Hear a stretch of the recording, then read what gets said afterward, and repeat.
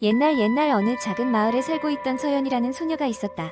서연은 항상 체중에 대한 고민이 많았고 수많은 다이어트를 시도해봤지만 실패만 거듭했다. 그런 그녀에게 어느 날 흥미로운 이야기가 들려왔다. 마을 산속 깊은 곳에 체중 관리의 비법을 알고 있는 한 노인이 살고 있다는 소문이었다. 이 소문을 듣고 서연은 용기를 내어 그 노인을 찾아가기로 결심했다. 긴 여정 끝에 드디어 산속 오두막에 도착한 서연은 따뜻한 미소로 맞이해주는 노인을 만났다. 노인은 서연의 이야기를 듣고 다이어트는 단순히 체중 감량이 아닌 삶의 균형이라고 설명해 주었다. 노인은 우선 서연에게 첫 번째 비법을 전수해 주었다. 그것은 천천히 먹기였다. 음식을 천천히 섭취하면 포만감이 빨리 느껴져 과식을 방지할 수 있다고 했다. 또한 소화가 잘 되며 체중 증가의 원인이 되는 불필요한 칼로리 섭취를 줄일 수 있다는 것이었다. 두 번째 비법은 자연과 함께하기였다. 노인은 서연에게 매일 아침 숲속을 거닐며 조깅을 하라고 조언했다. 자연 속에서 운동을 하면 마음이 평온해지고 신체 활동을 통해 체지방을 효과적으로 줄일 수 있다는 것을 깨달았다. 세 번째 비법은 정신 건강의 중요성이었다. 다이어트를 시작할 때 몸의 건강뿐만 아니라 마음의 건강도 중요하다고 했다. 스트레스는 체중 감량의 큰 적이기 때문에 명상과 요가를 통해 내면의 평화를 유지하라고 조언했다. 마지막으로 노인은 서연에게 식단 조절의 중요성을 일깨워주었다. 신선한 채소와 과일을 많이 섭취하고 가공식품은 피하며 균형 잡힌 식단을 유지하는 것이 필요하다고 강조했다. 서연은 그날 이후로 노인이 전해준 지혜들을 실천하며 균형 잡힌 삶을 살기 시작했다. 처음에는 힘들고 어려웠지만 시간이 지날수록 몸과 마음이 건강해짐을 느꼈다.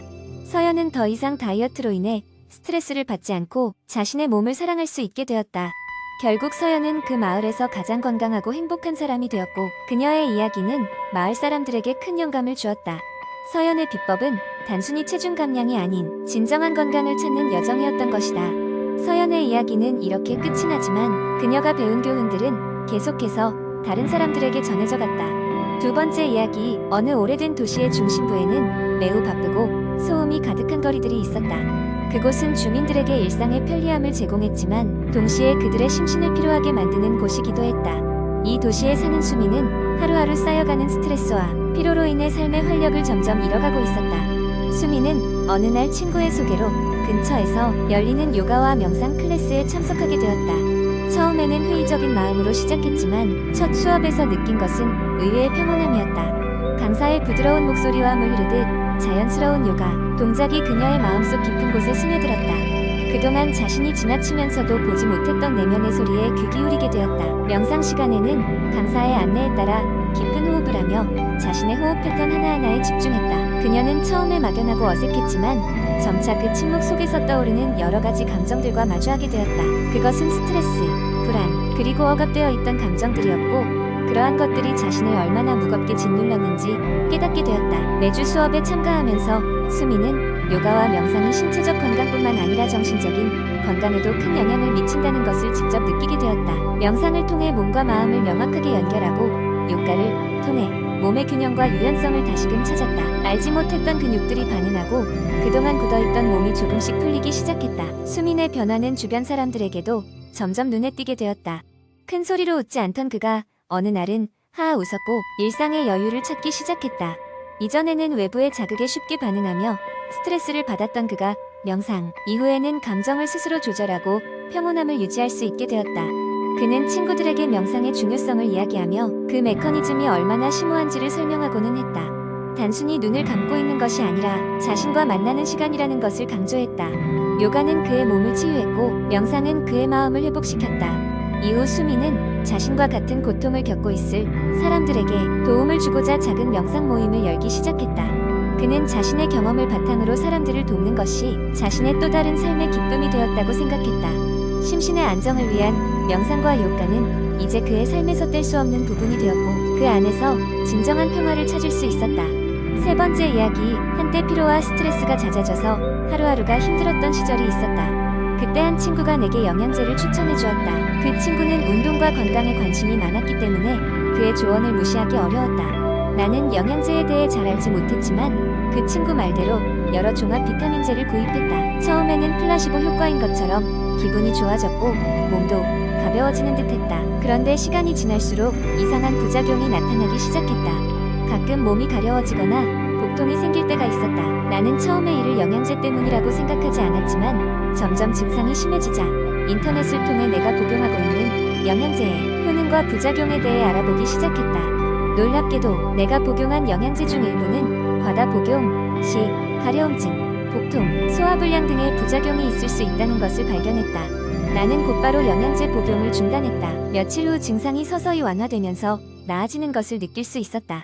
이 일이 있은 후 나는 영양제를 무턱대고 먹기보다는 자신에게 필요한 성분을 제대로 알고 섭취해야겠다고 다짐했다. 인터넷에서 제공하는 정보도 물론 중요하지만 전문가의 상담을 통해 적절한 영양소를 섭취하는 것이 훨씬 중요하다는 것을 깨달았다. 그렇게 나는 영양제를 구입하기 전에 항상 성분과 효능, 그리고 부작용을 꼼꼼히 살피게 되었다. 이제 나는 내 몸 상태에 맞는 맞춤형 영양제를 찾아서 건강한 생활을 지속할 수 있게 되었다. 더불어 과유불급이란 말처럼 무엇이든지 자신에게 맞는 적정량을 하는 것이 중요한 것임을 뼈저리게 느끼게 되었다. 이 이야기를 공유하는 이유는 많은 사람들이 영양제를 복용할 때 자신의 몸에 맞는지를 잘 따져보는 것이 중요하다는 것을 알았으면 해서이다. 영양제는 분명 좋은 보조적인 역할을 할 수 있지만 어디까지나 보조제일 뿐이다.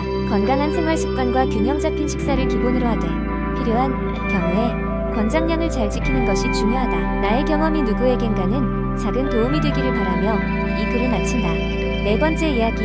몇 년 전 나는 바쁜 도시 생활에 지쳐 있었습니다. 매일같이 이어지는 업무, 끝이 없는 책임감, 그리고 끊임없이 해결해야 할 일들 때문에 몸과 마음이 점차 소진되고 있다는 것을 느꼈습니다. 당시 나는 스트레스를 받았다는 것을 자각하지 못하고 그저 지친 몸을 이끌고 일상을 버텨내기에 급급했죠. 어느 날 벼랑간 심한 두통과 함께 온몸에 힘이 빠지는 듯한 느낌으로 출근하던 도중 길거리에서 쓰러졌습니다. 놀란 주변 사람들이 구급차를 불러주었고 병원으로 옮겨져 여러 검사를 받았습니다. 그때 의사는 단순한 육체적 피로가 아닌 심한 스트레스 탓이라는 진단을 내렸습니다. 그는 나에게 정말로 휴식이 필요하다고 했고 스트레스를 해소하는 법을 배워야 한다고 조언했습니다. 그래서 얼마 후 나는 삶의 방식을 완전히 바꾸기로 마음먹었습니다. 먼저 내가 좋아하는 것들을 찾기 시작했습니다. 어렸을 적 즐기던 그림 그리기와 음악 감상이 떠올랐고 작은 스케치북과 물감을 사고는 주말마다 공원에 가서 그림을 그리기 시작했습니다. 마음이 정화되는 느낌이 들었고 바람 소리며 새소리 그리고 그림 그리는 순간의 집중은 나로 하여금 스트레스를 잊게 해주었습니다. 다음으로 중요한 건 운동이었습니다. 처음엔 운동이 스트레스 해소에 도움이 될까 반신반의했지만 친구의 추천으로 요가 수업을 듣기 시작했습니다. 요가는 단순한 운동을 넘어 내면의 안정감을 찾게 해주었고 매 수업이 끝날 때마다 알 수 없는 평온함이 찾아왔습니다. 요가를 통해 호흡법도 배우게 되어 스트레스가 밀려올 때마다 심호흡을 하며 마음을 다스렸습니다.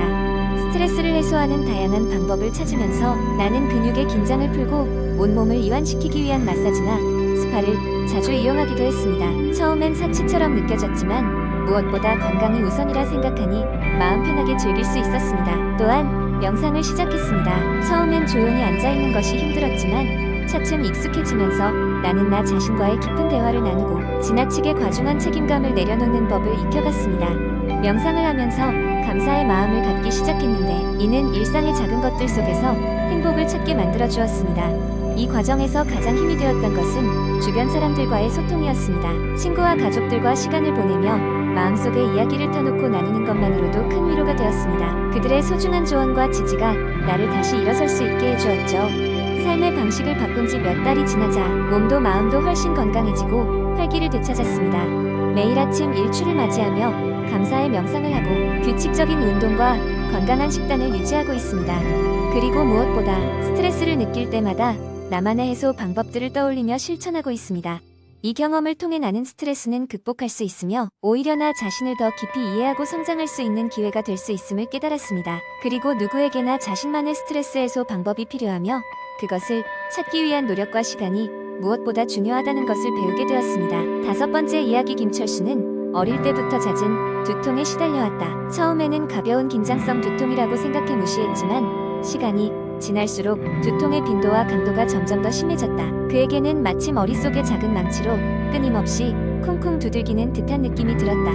청소년기에는 학업 스트레스도 한몫을 했다. 밤늦게까지 공부를 하면서 두통이 더 심해졌고 집중력도 점점 떨어졌다. 부모님은 철수의 두통을 심각하게 여기지 않았고 단순히 나이 들면서 나아지겠지라고 생각했다. 그러나 철수가 대학생이 되고 나서도 상황은 변하지 않았다. 철수는 대학에서 첫 학기를 맞이했을 때 본격적으로 두통 문제를 해결하기로 결심했다. 그는 캠퍼스 내의 보건센터를 찾아가 여러 검사를 받았다. 각종 혈액 검사, MRI, CT 등 다양한 검사를 거쳤지만 특별한 이상 소견은 발견되지 않았다. 의사는 철수에게 스트레스 관리와 생활 패턴 개선에 초점을 맞추도록 권장했다. 철수는 조언에 따라 이를 루틴을 잡았다. 규칙적인 수면, 건강한 식단, 꾸준한 운동을 시작했다. 아침에는 조깅을 하고 저녁에는 요가를 하며 몸을 풀었다. 스트레스 관리에는 명상과 심호흡이 큰 도움이 되었다. 그러나 때때로 두통은 여전히 그를 괴롭혔다. 그는 두통 일기를 쓰기 시작했다. 날짜, 시간, 두통의 강도, 동반 증상 등을 꼼꼼히 기록했다. 그러다 보니 두통의 패턴이 보였다. 시험 기간, 중요한 발표 전, 수면이 부족한 날의 두통이 더 자주 발생한다는 점을 발견했다. 결국 철수는 스트레스가 두통의 주된 원인임을 깨닫게 되었다. 철수는 학업 부담을 덜기 위해 학업 계획을 재조정하고 시간 관리 기법을 활용하여 불필요한 스트레스를 줄였다. 또한 스트레스가 높은 상황에서도 긍정적인 마인드를 유지하려고 노력했다. 점차적으로 그는 두통의 빈도와 강도가 줄어드는 것을 경험했다. 대학 졸업 후 직장인이 된 철수는 그동안의 노하우와 경험을 바탕으로 건강한 직장 생활을 영위하며 두통을 관리했다. 그는 잦은 두통이 단순한 건강 문제를 넘어 삶의 질과도 직접적인 연관이 있음을 절실히 느꼈다. 그 경험을 통해 두통 관리는 결국 나 자신의 마음가짐과 생활 방식의 문제임을 깨달았고 그의 인생에서 큰 교훈으로 남았다. 결국 두통은 철수의 삶에서 완전히 사라지지 않았지만 철수는 그것에 굴복하지 않고 오히려 두통을 관리하는 방법을 찾으면서 더욱 성숙해졌다. 그는 경험을 토대로 두통으로 고통받는 주변 사람들에게 도움을 주며 그들의 이야기에도 귀를 기울였다. 철수에게 두통은 단지 아픔이 아닌 자신을 이해하고 돌보는 방법을 배우게 해준 중요한 스승이었다.